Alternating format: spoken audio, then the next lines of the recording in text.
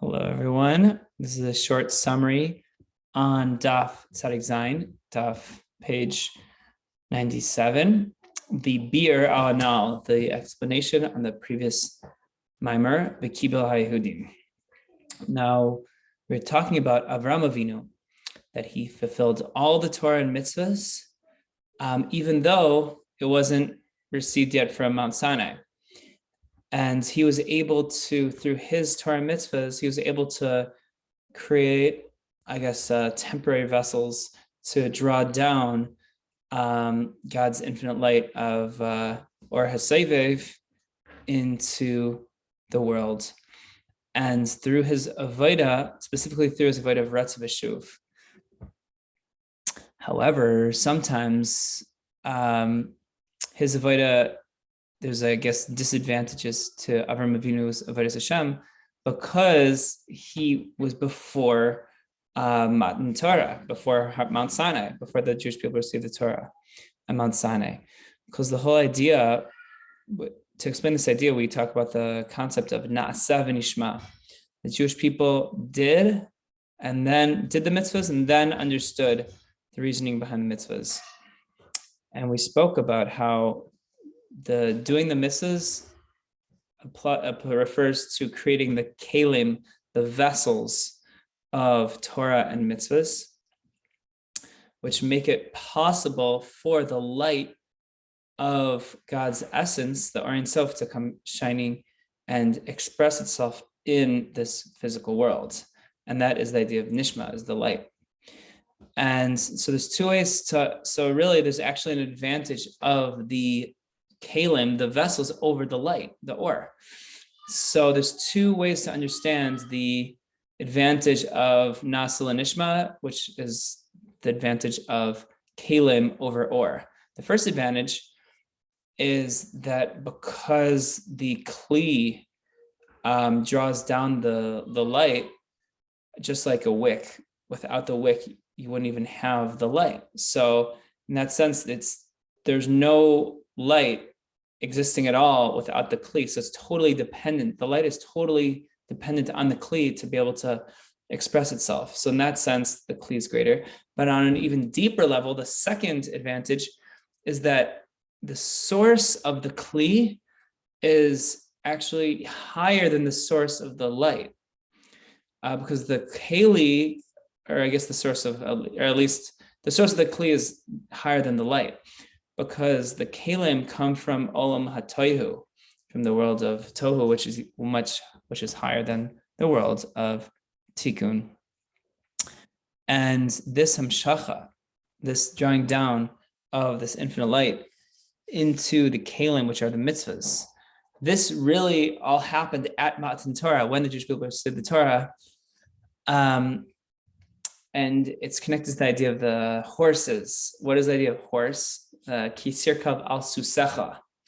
Horse, the word sus is double the gematria of 63, which is sag, which is one of the names of Shem Havaya. So there's two aspects of Shem Sag. One is from above to below to above, and one is from above to below. And that's the idea of sus, the double sag. So the first aspect, from below to above, is the idea of elevating and refining the sparks that fell into this world. From sag is the level of bina. And from up there, the sparks fell down all the way to the name of ban, which is malchus. And through refining the sparks that fell from sag to ban and malchus, we're able, milmata l'mayla, from below to above, elevate elevate the world to from the level of za, which is the name of Shem Ma, which is connected to za, which is Hashem's emotions. And we're able to elevate these sparks. And this whole concept, and so that's the concept of below to above. Now, of sag, the concept of above to below in sag is the idea that the bina is mamshich, into the emotions in a way that it's able to refine and extract the klippos, the negativity that is within the midas and the emotions, which specifically makes it possible to push out the chitzonim extremities, because we know that midas, emotions, can't tolerate opposites. So therefore, there's an advantage to that, but there's also a disadvantage that can't tolerate the opposites in the sense that it doesn't know how to handle negativity if there's also positivity. So that's why you have the bina, which is beyond the midas, beyond the understanding of which is intellect, beyond emotions, which is shem sag, coming down to extract and refine the midas, the attributes, to make it possible to remove those negative elements. And therefore, and which is not the case by midas. So it's able to tolerate and extract the negativity.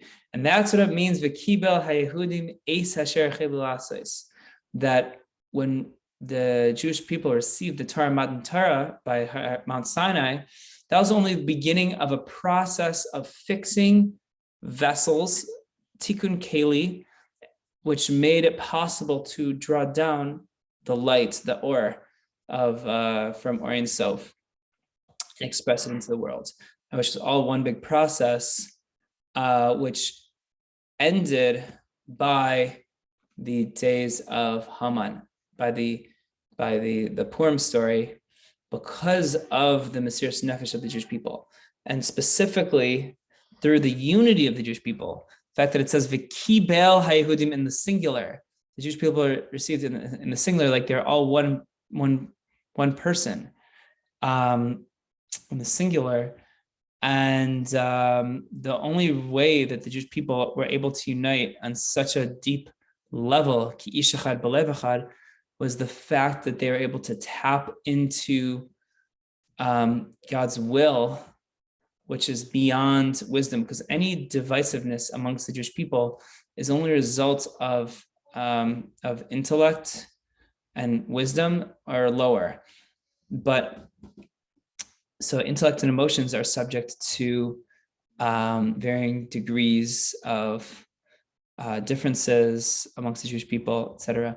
But the uniting factor is that God's Ratzon, and the Ratzon of the Jewish people, which is beyond intellect, beyond even wisdom. And on that level, every Jew is equal. And that is a level of Mesiras Nefesh that they're able to unite with and finally receive the Torah and nullify the decree of Haman. And that's why it's actually this later on in the Megillah, it says v'kimu v'kiblu hayehudim. But if you notice, there's a difference between the kri and the ksiv in the way it's written and the way it's pronounced. In the way it's written, it's actually still in the singular, but it's in the way it's pronounced, v'kiblu is in the plural. So that alludes to the idea that even though in potentiality, the Jewish people have the potential to unite and be totally one beyond intellect and really unite on that high level of Mesiras Nefesh when our existence is threatened. But generations after, it's unfortunately, it's hard to retain that same level of unity and that high level of Jewish unity that we're literally considered like one entity. So that's why we pronounce in the Megillah, we pronounce the word v'kiblu, because that unity is not as revealed. So that is the summary of Daf Tzadik Zayin. Hope you enjoyed. Have a wonderful day.